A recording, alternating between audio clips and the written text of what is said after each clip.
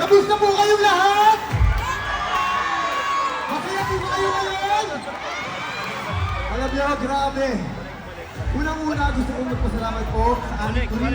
Of course po sa Pure Gold. Maraming salamat po. Siyempre po sa aking kaibigan, sa aking boss, Mr. Vincent.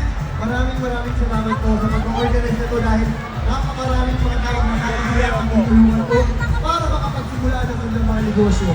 At siyempre po, gusto kong masalamatan ang Cobra Energy Drink. 8 years na po ako sa kanila.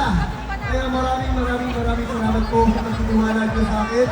At dahil sa kanila, sa araw-araw ng aming trabaho, sa aming buhay, laging ito yung aming mga kasama para pagugutan namin ng lakas na nagpapatibay sa amin para makapagtrabaho po sa araw-araw.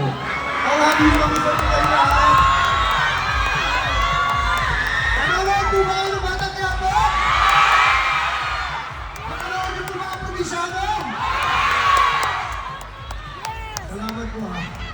Kasi Mag-3 years na po ngayon, ang bakat nga po.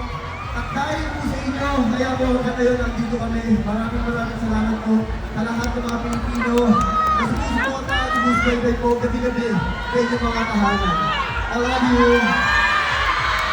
Okay.